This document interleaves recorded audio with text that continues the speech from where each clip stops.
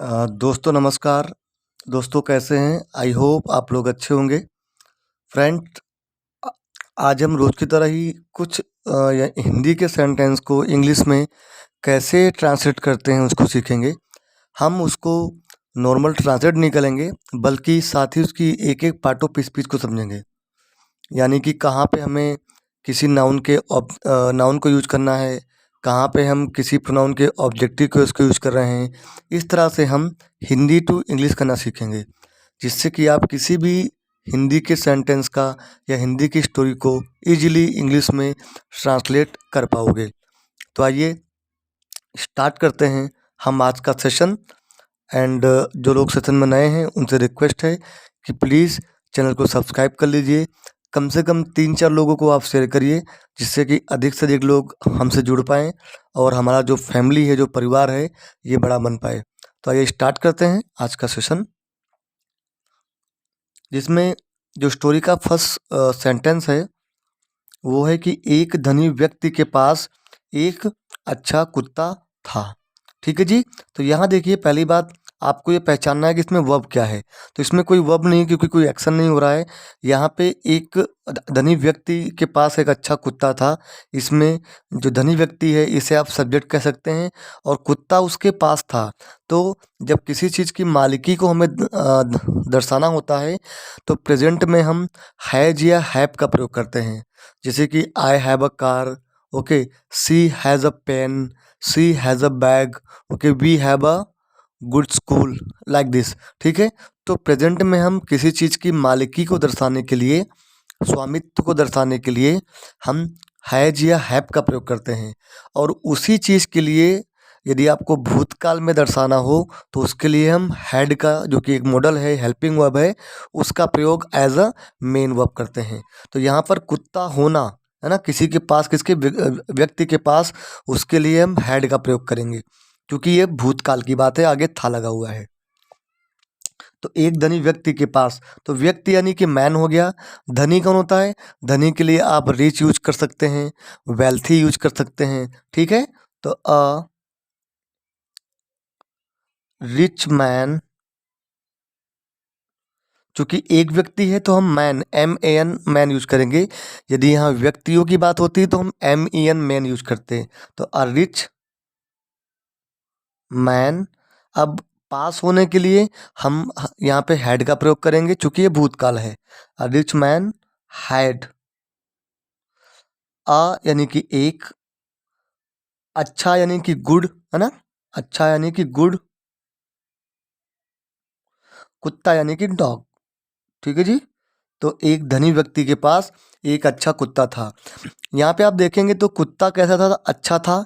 तो ये जो अच्छा है, ये इस डॉग के लिए क्या है? एडजेक्टिव है। इसलिए देखो, हमने यहाँ पे डॉग जो कॉमन नाउन यूज किया, उसके आगे गुड एडजेक्टिव यूज किया। हैड आपकी हो गई जो आपकी हेल्पिंग वर्ब है, पर यहाँ पे ये as a main verb use हो रही है। ठीक है? एक के लिए हमने ए आर्टिकल का प्रयोग कर दिया। ठीक है? आई बात समझ में? व्यक्ति के लिए मैन एक नाउन हो गया। अब व्यक्ति कैसा है? धनी है। तो धनी होना इस व्यक्ति के लिए एडजेक्टिव है, इसीलिए हमने यहाँ पर एडजेक्टिव रिच का प्रयोग किया। रिच आपका एडजेक्टिव है और एक के लिए हमने ए का प्रयोग कर दिया। ठीक है जी? चलिए देखते हैं दूसरा सेंटेंस इसका। वह कुत्ता बहुत वफादार था। अब कुत्ता बहुत वफादार था, वह कुत्ता। ठीक है? यहाँ कुत्ता तो है, बट हम वह कुत्ते की बात कर रहे हैं। तो हम वह से कुत्ते को हम मॉडिफाई कर रहे हैं, यानी कुत्ता नाउन है और वह इसके लिए एज ए एडजेक्टिव प्रयोग हो रहा है। तो इस तरह से जब किसी नाउन के आगे हमें किसी ऐसे एडजेक्टिव का प्रयोग करना हो जो उसको डिस्क्राइब कर रहा हो, तो हम डिस्क्रिप्टिव, है ना, डिस्क्रिप्टिव एडजेक्टिव का प्रयोग करते हैं।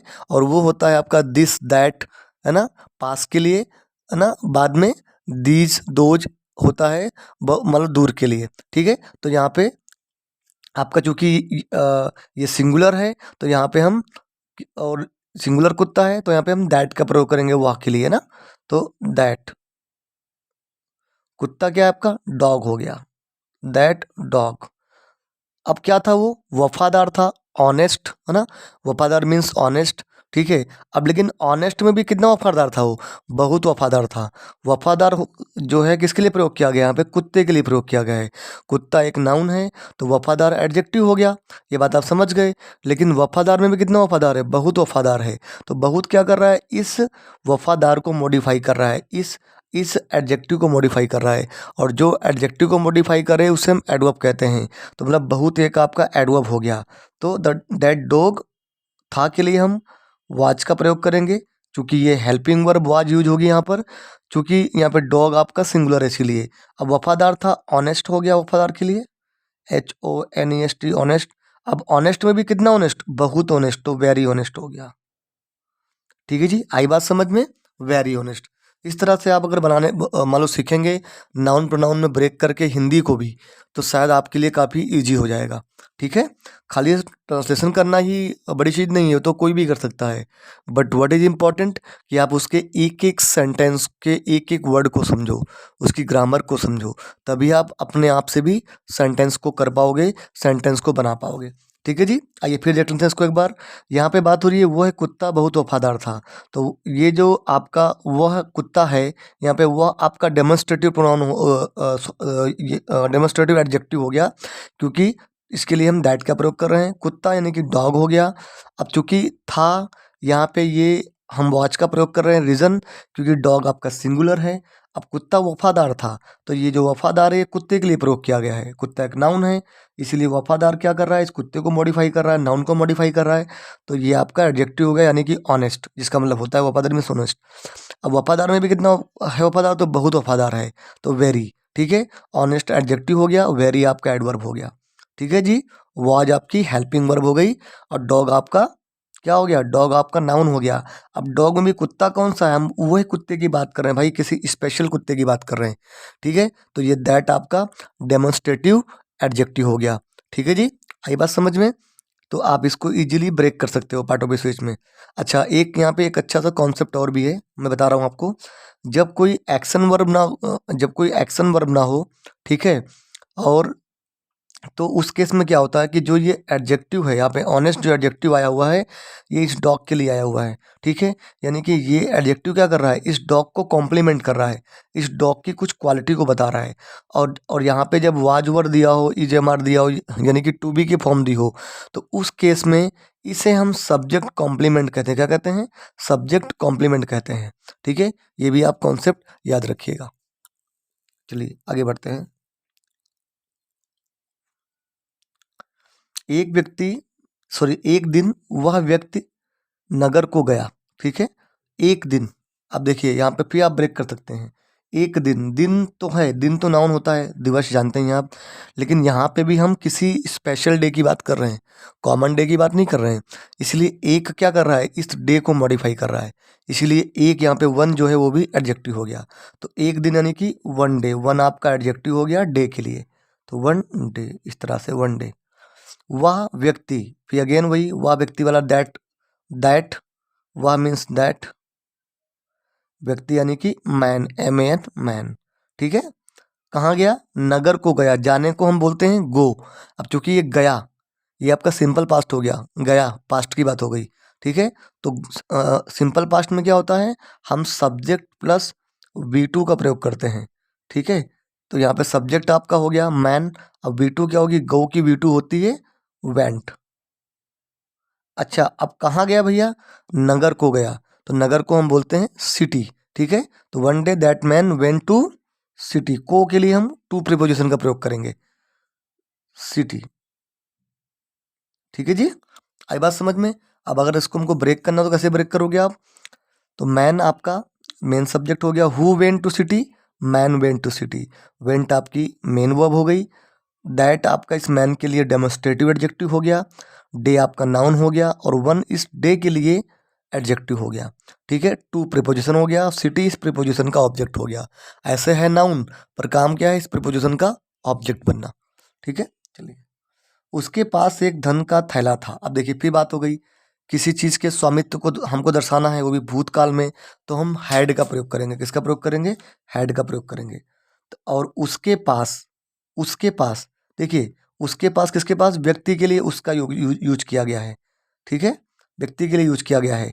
तो यहाँ पे हम क्या करेंगे, व्यक्ति यानी कि जेंडर में जो मेल है उसके लिए हम सिंगुलर प्रोनाउन का प्रयोग करेंगे, है ना। तो उसके लिए हम ही का प्रयोग करते हैं। क्या करते हैं, ही का प्रयोग करते हैं, ध्यान रखिएगा। अगर यहीं कोई लड़की होती तो हम सी का प्रयोग करते हैं। अब पास होने के लिए हैड, ही हैड, क्या था उसके पास, एक धन का थैला। एक एक के लिए ए, धन का थैला यानी कि बैग, का के लिए ऑफ, धन के लिए मनी। ठीक है, he had a bag of money. उसका कुत्ता भी उसके साथ गया। अब देखिए, गया अगेन ये आपका पास्ट हो गया, सिंपल पास्ट। गया के लिए गो बेस फॉर्म होती है, हम वी टू वेंट यूज करेंगे क्योंकि ये भूतकाल की बात है। क्रिया समझ में आ गई।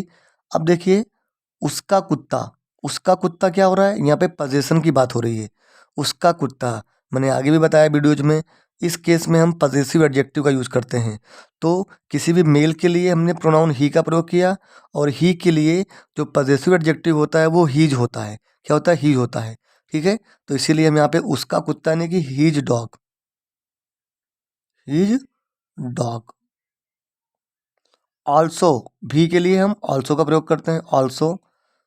वेंट, जाने के लिए वेंट। के साथ, के साथ के लिए हम विद प्रीपोजिशन का प्रयोग करते हैं, किसी के साथ के लिए ना विद का प्रयोग करते हैं।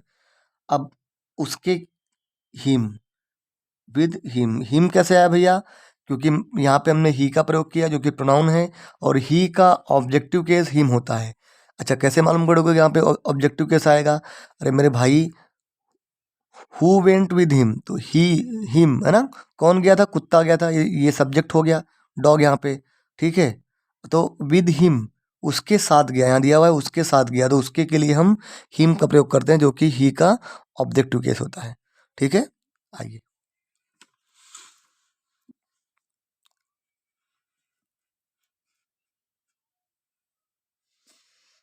वह व्यक्ति एक पेड़ के नीचे सो गया। फिर वही बात आ गई, वह व्यक्ति, तो दैट मैन। सोने के लिए हम स्लिप का प्रयोग करते हैं, क्योंकि गया, फिर बात वही हो गई, सिंपल पास्ट टेंस हो गया, तो स्लिप्ड, सेकंड फॉर्म स्लिप्ड होती है जाने का सोने की, मैं लिखता हूँ यहाँ पर स्लिप, और सेकंड होती है स्लिप। ठीक है, हाँ, तो दैट मैन स्लिप्ड। अच्छा, कहाँ सो गया, एक पेड़ के नीचे, तो नीचे के लिए हम यूज करते हैं अंडर। ये एक प्रीपोजिशन है, मतलब होता है नीचे, किसी चीज के नीचे। दैट मैन स्लिप्ड अंडर, एक यानी कि अ ट्री। ठीक है जी, चलिए। उसी समय, उसी समय के लिए हम यूज करते हैं दैट टाइम।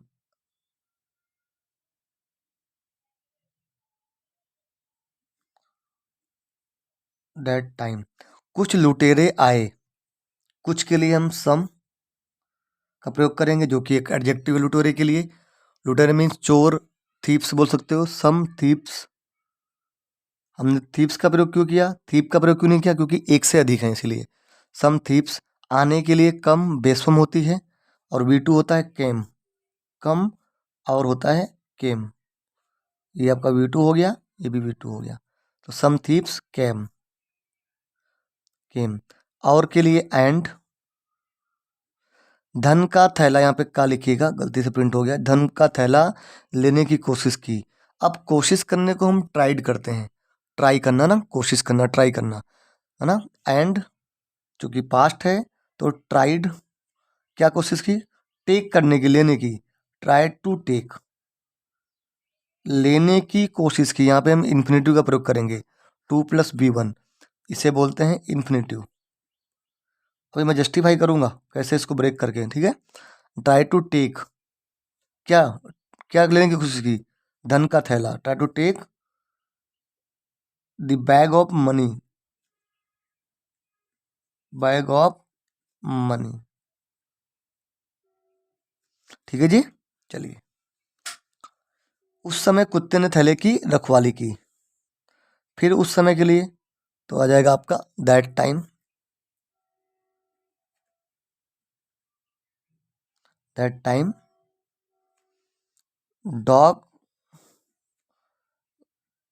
रखवाली करने के लिए बोलते हैं गार्ड करना, तो चूंकि पास्ट है तो guarded, dog guarded the bag. ठीक है जी। आइए इसको हम ब्रेक करके देखते हैं कि कैसे ये सही है कि नहीं। तो मैन में दैट आपका डेमोन्स्ट्रेटिव एडजेक्टिव, मैन आपका नाउन है, और जो नाउन को मॉडिफाई करे वो एडजेक्टिव, इसलिए दैट एडजेक्टिव हो गया। स्लिप्ड आपकी वर्ब हो गई, अंडर आपका प्रीपोजिशन हो गया। अच्छा, किसके नीचे सोया? अंडर अ ट्री, एक ट्री के नीचे, ट्री नाउन हो गया, काम क्या है? इस प्रीपोजिशन का ऑब्जेक्ट बनना, ये आपका आर्टिकल हो गया। दैट टाइम, टाइम नाउन होता है जानते ही आप, दैट आपका इसके लिए एडजेक्टिव हो गया। सम एडजेक्टिव हो गया किसके? थीप्स के लिए, क्योंकि थीप्स नाउन है, चोर है ना। सम कुछ थीप्स, नंबर बता रहा है थीप्स का, तो नाउन हो गया, ये हो गया एडजेक्टिव इस थीप्स के लिए। केम यानी कि आना, जो कि आपका वर्ब हो गया। एंड आपका कंजक्शन हो गया। ट्राइड आपकी वर्ब हो गई, इसकी बेस फॉर्म होती है ट्राई। अब ट्राइड व्हाट, क्या कोशिश किया? तो लेने की कोशिश की। यहाँ पे टू टेक जो है ना, ऐसे तो वो इन्फिनेटिव है, पर काम क्या है? नाउन बनना। जो इन्फिनेटिव होता है वो किसी भी सेंटेंस में नाउन, एडजेक्टिव, एडवर्ब तीनों की तरह काम करता है। यहाँ पे वो नाउन की तरह काम कर रहा है। मुझे कैसे मालूम पड़ा? तो आप वर्ब से वट का रिप्लाई करिए तो आपको ऑब्जेक्ट मिलेगा। वट ट्राइड, क्या कोशिश किया? टू टेक, लेने की कोशिश की। तो यहाँ पे टू टेक क्या कर रहा है? इस ट्राइड जो वर्ब है इसके लिए ऑब्जेक्ट बनने का काम कर रहा है, और ऑब्जेक्ट और सब्जेक्ट बनने का काम वो नाउन ही करते हैं। तो इन शॉर्ट हम कह सकते हैं कि जो यहाँ पे इन्फिनेटिव टू टेक है, ये नाउन बन के इस ट्राइट वर्ब का ऑब्जेक्ट बन रहा है। भाई ट्राई एक ट्रांजिटिव वर्ब है, इसको अपने बाद में ऑब्जेक्ट चाहिए, इसीलिए इसने टू टेक ले लिया यहाँ पर। अच्छा, अब जो टेक है भले ये इन्फिनेटिव की तरह काम कर रहा है, नाउन बन रहा है, ऑब्जेक्ट बन रहा है, लेकिन बेसिकली एक वर्ब है, तो ये भी अपने बाद में ऑब्जेक्ट लेगा, है ना। तो इसलिए जो यहाँ पे बैग है ये इस टेक का ऑब्जेक्ट है। टेक व्हाट, क्या लेने की कोशिश की? द बैग लेने की कोशिश की। ऑफ क्या है? प्रीपोजिशन है। मनी क्या है? इस प्रीपोजिशन का ऑब्जेक्ट है। फिर दैट टाइम में that adjective, time noun, dog आपका अगेन नाउन हो गया। ओके, गार्ड करना वर्ब हो गई। गार्डेड व्हाट, किस चीज़ का गार्ड किया? किस चीज़ की सुरक्षा की? बैग की सुरक्षा की। तो बैग नाउन है ऐसे तो, लेकिन इस गार्ड वर्ब का ऑब्जेक्ट भी है। ठीक है जी। तो दोस्तों ये था हमारा आज का सेशन। आपको ये जो मेरी नई मुहिम है कैसी लगी, कैसा लगा आपको सेशन, आप कमेंट करके बताइएगा। यदि आपको थोड़ा भी वीडियो समझ में आया हो, पसंद आया हो, तो प्लीज़ चैनल को सब्सक्राइब करिए, वीडियो को लाइक करिए। सबसे इम्पोर्टेंट है कि शेयर करिए और कमेंट करिए। कोई डाउट है तो आप कमेंट करिए, मैं डेफिनेटली आपकी हेल्प करने की कोशिश करूँगा। तब तक के लिए वीडियो को देखिए। Thank you very much. Keep watching, keep learning.